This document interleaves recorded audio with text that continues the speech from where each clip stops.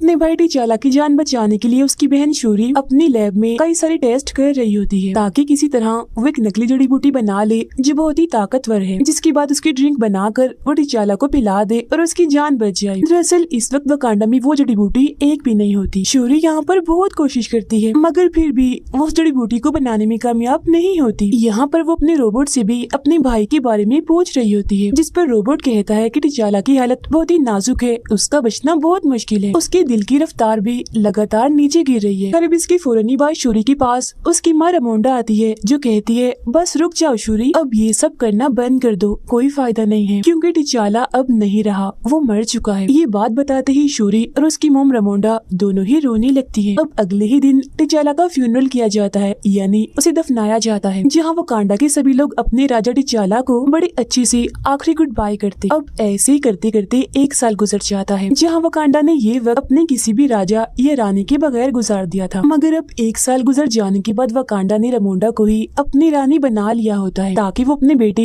T'Challa की जगह लेकर वकांडा को संभाल सके। इसके बाद हमें समंदर में एक बड़े से शिप को दिखाया जाता है, जो शिप दरअसल वकांडा की एक लैब की तरह ही थी, जहाँ कुछ साइंटिस्ट एक खतरनाक मेटल पर रिसर्च कर रहे होते हैं। मगर तभी कुछ सिपाही आकर यहाँ हमला कर देते हैं और चारों तरफ से शिप में घुसने की कोशिश करते हैं। ये लोग दरअसल यहाँ उसी मेटल को चोरी करने के लिए आए थे, मगर तभी इधर वकांडा के सिपाही भी आ जाते हैं और उन चोर सिपाहियों पर हमला कर देते हैं। वो इन्हें काफी मारने के बाद बंदी बना लेते हैं और अपने पास कैद कर लेते हैं। इसके बाद हम देखते हैं कि दुनिया के सभी मुल्कों की एक काफी बड़ी मीटिंग रखी जाती है, जिसमें वकांडा की रानी रमोंडा को भी बुलाया जाता है। यहाँ दुनिया के सभी मुल्कों के लीडर्स रमोंडा से कहते हैं कि आपका मुल्क वकांडा दुनिया की सबसे खतरनाक मेटल की हिफाजत नहीं कर सकता, क्योंकि उसकी हिफाजत करना आप लोगों के बस की बात नहीं है, इसीलिए आप लोग अपना वो सारा मेटल हमें दे दो, हम उसे संभाल के रखेंगे, जिसकी फिक्र करने की भी आपको जरूरत नहीं है। अब उनकी इस बात का जवाब देते हुए रमोंडा कहती है कि वकांडा हजारों सालों से इस मेटल की हिफाजत करते आया है और आगे भी करता रहेगा, क्योंकि हम भी किसी से कम नहीं है। और रही बात कि हम मेटल को तुम्हारे हवाले कर दें, तो ऐसा तो हो ही नहीं सकता, क्योंकि हम जानते हैं कि तुम उस मेटल से खतरनाक हथियार ही बनाओगे, जिनकी मदद से तुम दुनिया को तबाह बर्बाद कर दोगे। इतना कहते ही रमोंडा उन सभी सिपाहियों को भी वहाँ पेश करती है जो वकांडा के शिप में उस मेटल को चुराने आए थे, जिन्हें इन लोगों ने अपने पास कैद किया हुआ था। इसके बाद वो कहती है कि हम सब जानते हैं कि आप क्या सोच रहे हो, यही ना कि वकांडा का राजा क्योंकि मर चुका है तो उसकी हिफाजत करने के लिए कोई राजा, कोई ब्लैक पैंथर नहीं है, और अब यही सही वक्त है उस मेटल को चुराने का, है ना। मगर मैं आपको याद दिला दूं कि इस गलत फहमी में मत रहना। बेशक वकांडा ने अपने राजा को खो दिया है, लेकिन उसके सिपाही आज भी अपने मुल्क की हिफाजत करना जानते हैं। ये कहने के बाद वो पूरी दुनिया को वार्निंग, यानी चेतावनी देते हुए कहती है कि इसके बाद भी अगर किसी ने वकांडा या उसके मेटल पर नजर डाली तो फिर देख लेना, इसका अंजाम बिल्कुल भी अच्छा नहीं होगा। इसके बाद हमें दोबारा से समंदर का सीन दिखाया जाता है, जहाँ हम कुछ सिपाही और ऑफिसर्स को देखते हैं। ये सभी सिपाही और ऑफिसर्स असल में अमेरिका और एक एजेंसी के थे। ये सभी समंदर के अंदर उसी मेटल की खोज कर रहे होते हैं। इनके पास एक ऐसी मशीन भी थी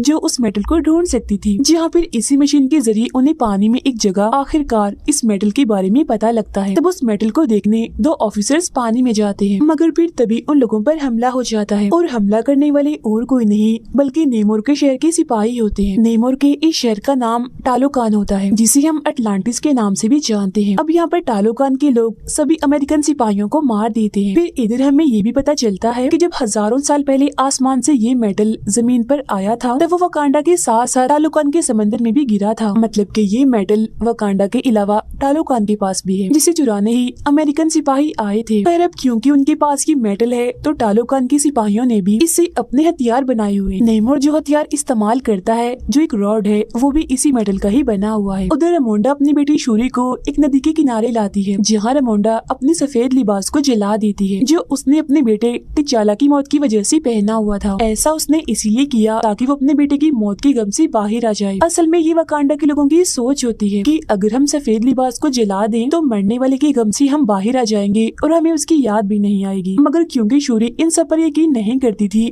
तो वो अपना लिबास नहीं जलाती। लेकिन यहाँ पर दोनों ही माँ बेटी फिर भी टिचाला की याद में रोने लगती है। इतने में ही नेमोर नदी से बाहर निकल कर आता है। वो उन दोनों को अपने बारे में बताता है, कहता है कि मैं टालोकान शहर का राजा हूँ, मुझे आपसे टिचाला के बारे में बात करनी है, जो गलती उसने की उसके बारे में। जब से टिचाला ने पूरी दुनिया से दोस्ती का हाथ बढ़ाया है, सबको वकांडा के बारे में पता चला है, तभी से सारी दुनिया इस मेटल के बारे में जान गई है, और ये भी कि वकांडा के पास ये मेटल मौजूद भी है। तो तभी से सब लोग इस मेटल के पीछे पड़े हुए हैं, जिस वजह से मेरे लोगों की जिंदगी भी खतरे में आ गई है, क्योंकि ये मेटल हमारे पास भी तो है। मेरा मानना है कि जब से दुनिया को आपकी मुल्क वकांडा की सच्चाई पता चली है कि आप लोगों के पास वो मेटल है, तब से पूरी दुनिया आपके पीछे पड़ी हुई है। और अगर दुनिया को हमारी सच्चाई के बारे में पता चल गया कि वो मेटल हमारे पास भी है, तो सारी दुनिया के लोग हमारे पीछे भी पड़ जाएंगे और हमारा जीना भी हराम कर देंगे। और हो न हो बहुत जल्द उन्हें इस बारे में पता लगने वाला है, क्योंकि अमेरिकन के पास एक ऐसी मशीन है जो इस मेटल को ढूंढ सकती है। उस मशीन को अमेरिका की एक काफी चालाक साइंटिस्ट ने बनाया है। अब मेरा मशवरा ये है कि आपको और हमें मिल जाना चाहिए, दोनों मुल्कों को साथ मिलकर पूरी दुनिया को खत्म कर देना चाहिए, क्योंकि इससे पहले कि वकांडा और टालोकान को ये पूरी दुनिया वाले खत्म कर दें, बेहतर नहीं है हम दोनों ही मिलकर पूरी दुनिया को तबाह बर्बाद कर दें, क्योंकि इसके बाद हम दोनों मुल्क सुकून से अमन से अपनी जिंदगियां गुजार सकेंगे। दुनिया को तबाह करने वाली बात सुनकर रामोंडा चिढ़ जाती है और उसकी ऑफर लेने से मना कर देती है और कहती है कि हम अमन पसंद है, हम कोई भी तबाही बर्बादी नहीं चाहते, हम शांति चाहते हैं। अब ना सुनकर नेमोर कहता है कि ठीक है, अगर वकांडा को टालोकान के साथ नहीं मिलना तो कोई बात नहीं, लेकिन आप लोगों को हमें वो साइंटिस्ट सौंपनी होगी जिसने इस मेटल को ढूंढने की मशीन बनाई है, ताकि मैं उस साइंटिस्ट को मार दूं और अमेरिकन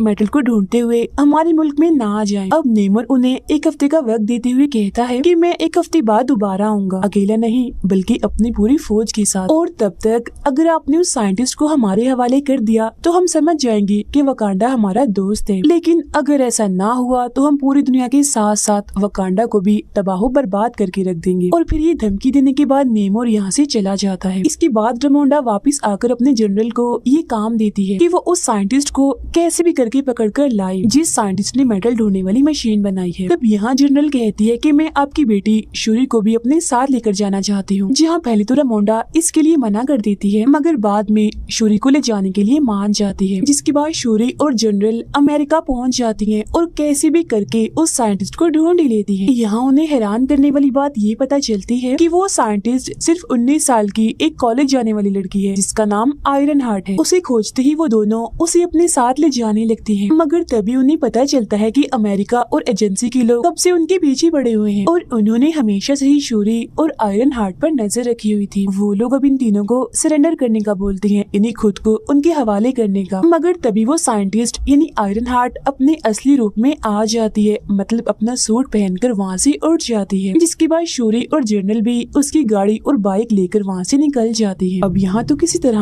वो एजेंसी से बच जाते हैं, मगर आगे जाते हैं टालोकान के सिपाही उन पर हमला कर देते हैं, क्योंकि इन सिपाहियों को नेमोर ने ही भेजा होता है ताकि वो आयरन हार्ट को पकड़कर नेमोर के पास ले आए। यहाँ टालोकान के सिपाही जनरल से काफी लड़ाई कर रहे होते हैं और आयरन हार्ट को अपने साथ ले जाने की कोशिश करते हैं, मगर जवाब में जनरल भी उनसे लड़ती है और आयरन हार्ट को बचाने की कोशिश करती है, लेकिन क्योंकि टालोकान के सिपाही काफी बहादुर थे इसलिए वो जनरल को हरा देते हैं और फिर आयरन हार्ट के साथ साथ शूरी को भी नेमोर के पास ले जाते हैं टालोकान में। फिर जब अकेली जनरल वापस लौटती है तो रामोंडा को इस सब के बारे में बताती है, मगर उसे ये बात सुनकर बड़ा ही गुस्सा आता है कि जनरल होकर उन दोनों को नहीं बचा पाई, इसीलिए वो इसे जनरल वाले ओहदे से हटा देती है। इसके बाद रामोंडा पुरानी जनरल जो कमांडर भी थी उसके पास जाती है, जो पहले वकांडा के लिए ही काम कर चुकी थी। रामोंडा का मानना था कि वो कमांडर दुनिया के अलग अलग मुल्कों में जा चुकी है और किसी दूसरे मुल्क में कैसे घुसा जाता है इस बात का तजुर्बा उसके अलावा और किसी के पास भी नहीं, तो जरूर यही टालोकान जाकर उसकी बेटी शूरी और आयरन हार्ट को बचा सकती है। रामोंडा सारी बात कमांडर को बताती है, जहाँ वो शूरी और आयरन हार्ट को वापस लाने का बोलती है। जिसके बाद वो कमांडर सीधा टालोकान पहुंचकर वहाँ के काफी सारे सिपाहियों को मार देती है और उन दोनों यानी शूरी और आयरन हार्ट को भी बचाकर वापस वकांडा ले आती है। लेकिन यहाँ हम जान पाते हैं कि जब शूरी और आयरन हार्ट नेमोर के पास थे तब शूरी ने बार बार नेमोर को समझाया था कि आप आयरन हार्ट को मत मारिए, इसका कोई कसूर नहीं है, और इसी दौरान नेमोर ने भी उसे शुरुआत से ही अपनी सारी बात बताई होती है। जहाँ अब हम भी नेमोर के बारे में शुरू से ही जान पाते हैं। हमें पता चलता है कि नेमोर की उम्र 450 साल है, जहाँ 450 साल पहले नेमोर के जो माँ बाप थे वो इंसान ही थे, लेकिन फिर नेमोर की माँ बाप समेत उसके गाँव के सभी लोग बीमारी और गरीबी की वजह से मारे जा रहे थे। जहाँ ये सब लोग मिलकर अपने गॉड से दुआ करते हैं, तब गॉड इनके सपने में आकर सभी को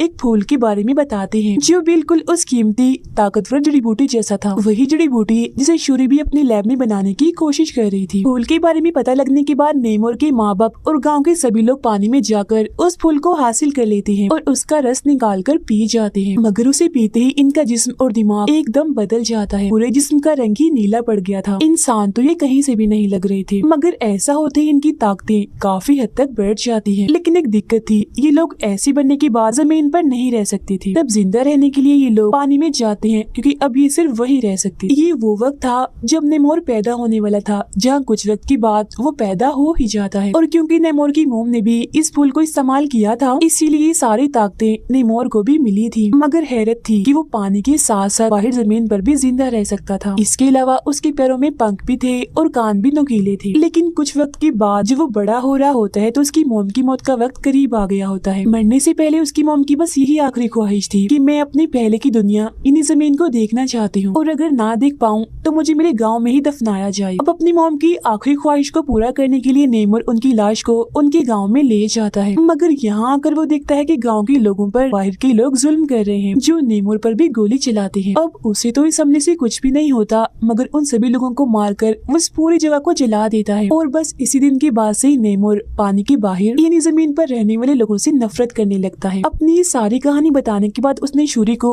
एक ब्रेसलेट भी दिया था, जो टालोकान की ताकतवर जड़ी बूटियों से बना था। मगर जब उसे ये पता चलता है कि कमांडर शूरी और आयरन हार्ट को यहाँ से ले गई है और उसने इसके कुछ लोगों को भी मार दिया है, तो ये जान उसे वकांडा पर बहुत गुस्सा आता है और अब वो जाकर सीधा वकांडा पर हमला ही कर देता है। वो यहाँ के एक पूरे शहर को बर्बाद कर देता है, जिसमें जाहिर है वकांडा के बहुत से लोग मारे जाते हैं, लेकिन साथ ही साथ रानी रेमोंडा भी मारी जाती है। लेकिन मरते मरते वो रेमोंडा से कहता है कि ये हमला तो बस एक हल्की सी झलक है, मैं कुछ वक्त के बाद अपनी पूरी आर्मी के साथ आऊंगा और पूरे ही वकांडा को तहस नहस करके रख दूंगा। इतना कहते वो अपनी आर्मी के साथ वहाँ से चला जाता है। इसके बाद जैसे ही बात शूरी को पता चलती है कि मेरी मॉम की मौत हो गई है, तो वो बहुत ही दुखी हो जाती है। मगर नेमोर को रोकने और उससे बदला लेने के लिए वो जड़ी बूटी पर दोबारा से काम करने लगती है। वो उस ब्रेसलेट जो उसे नेमोर ने दिया था, उसमें से जड़ी बूटियों को निकालकर उन पर ही टेस्ट करने लगती है, जहाँ बहुत जल्द वो ये जान पाती है कि ये भी कोई आम जड़ी बूटियाँ नहीं है, बल्कि इनमें भी ताकतवर जड़ी बूटी वाली सारी ताकत है। ये जानते ही वो इन सारी जड़ी बूटियों को अपनी भाई चला के डीएनए से मिला देती है, जिसके बाद आखिरकार यहाँ वो नकली जड़ी बूटी बना ही लेती है। और जैसे वो इसका रस पीती है तो ये सोचती है कि मुझे मेरे मॉम डैड नजर आएंगे, मगर उसे वो नहीं बल्कि खतरनाक सिपाही दिखता है, जो शूरी को कहता है कि तुम अपनी भाई चाला की तरह रहम दिल और बहादुर नहीं हो, तुम बिल्कुल मेरे जैसी हो, गुस्से वाली, बदला लेने वाली। तुम्हें सिर्फ बदला चाहिए, तुम अपने भाई की जगह कभी भी नहीं ले सकती। ये सुनते ही शूरी चिढ़ जाती है और उस ताकतवर जड़ी बूटियों की वजह से तो उसे पहले ही ताकतें मिल गई थी, जिनका इस्तेमाल करके वो ब्लैक पैंथर सूट पहनकर बन जाती है नई ब्लैक पैंथर। इसके साथ ही यहाँ लैब में आयरन हार्ट भी अपने लिए एक मजबूत सूट बना लेती है, जो काफी मॉडर्न था। उन दोनों ने तो ये बात पहले ही पता लगवा ली थी कि नेमोर की कमजोरी हीट है, गर्मी है, इसीलिए अगर उसे हीट में रखा जाए या पानी से दूर कहीं बाहर रखा जाए तो वो कमजोर पड़ सकता है। इस सारी तैयारी के साथ वो अपनी आर्मी को लेती है और सीधा जाकर नेमोर के शहर टालोकान पर हमला कर देती है, जिसके बाद यहाँ वकांडा और टालोकान के बीच काफी जबरदस्त किस्म की लड़ाई छिड़ जाती है। यहाँ शूरी अपने ब्लैक पैंथर वाले सूट में आकर नेमोर को अपनी एक काफी बड़ी शिप में ले आती है, जिसके अंदर उसने बड़े बड़े हीटर्स लगाए हुए थे, जिनसे बहुत सारी गर्मी और सेक निकल रही होती है। अब इतनी गर्मी से नेमोर कमजोर तो पड़ता है, मगर क्योंकि उसके हाथ में उसका हथियार था,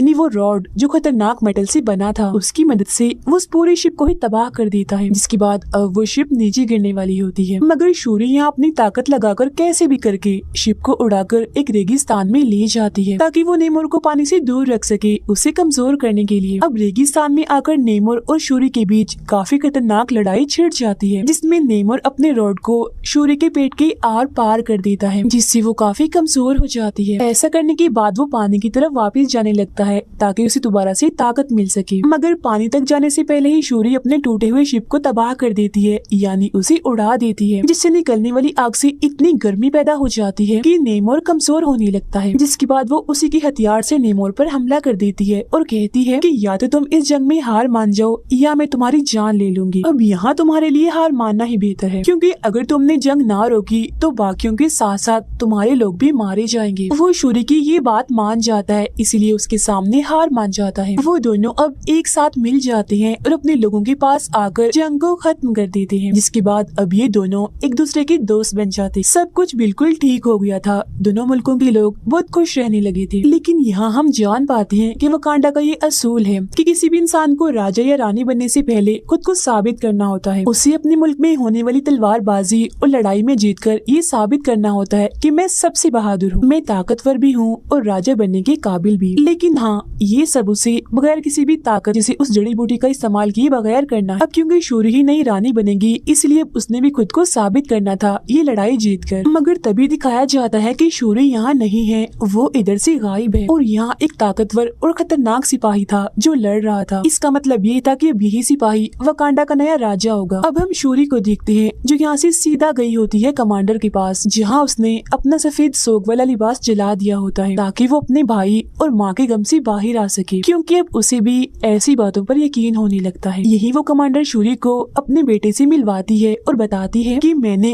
और तुम्हारे भाई टिचाला ने छुपकर शादी कर ली थी और ये बच्चा मेरा और टिचाला का है, यानी तुम्हारी भाई का। इस बात का सिर्फ रमोंडा को ही पता था, जिसके बाद आज तुम्हें भी पता चल गया। यहाँ वो बच्चा शूरी को अपना नाम बताता है, जिसके साथ ही ये कहानी यहीं पर खत्म हो जाती है।